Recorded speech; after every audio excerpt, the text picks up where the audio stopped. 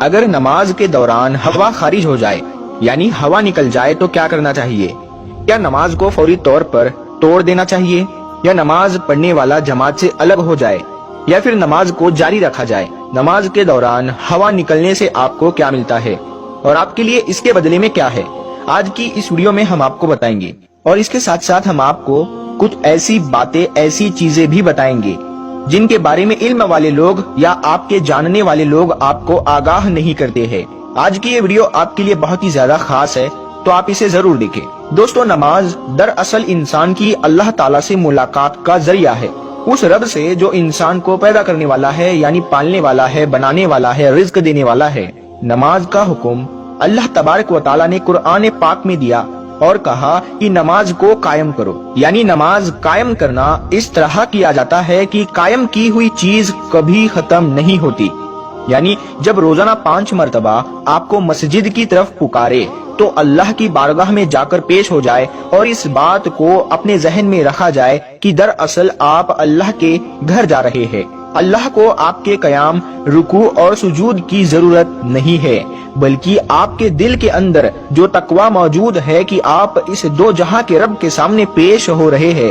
اللہ تعالیٰ انسان کی وہ نیت اور اس تقوی کو دیکھتا ہے۔ پہلے دوستو، جب کسی انسان کے دل کے اندر یہ خیال بیٹھ گیا اور ایمان کی حد تک بیٹھ گیا کہ وہ اللہ کی بارگاہ میں پیش ہو رہا ہے، تو اللہ کی بارگاہ میں پیش ہونے کے کچھ آداب ہے، ان کو جان لینا بہت ضروری ہے، ورنہ اسی عبادت کے لیے آپ کی پکڑ ہو سکتی ہے۔ اگر ان آداب میں کوتاہی کی جائے تو یہ معاملہ بخشش کی بجائے آپ کے لیے گناہ کا کارن بن سکتا ہے، اسی لیے ان تمام آداب کو جان لینا بہت ہی ضروری ہے۔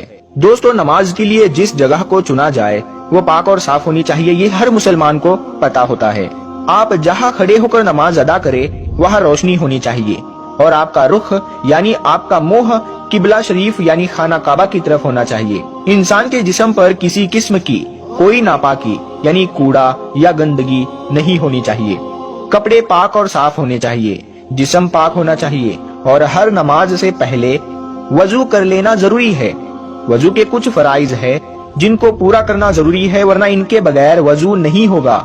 اور اگر کسی شخص کا وضو نہ ہو اور وہ نماز پڑھنے کے لیے مصلی پر کھڑا ہو جائے تو اس کے نتیجے میں ہوگا یہ کہ نماز نہیں ہوگی۔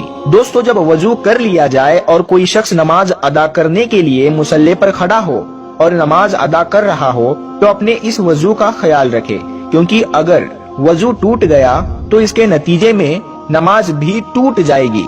اور اس سلسلے میں سب سے اہم مسئلہ اور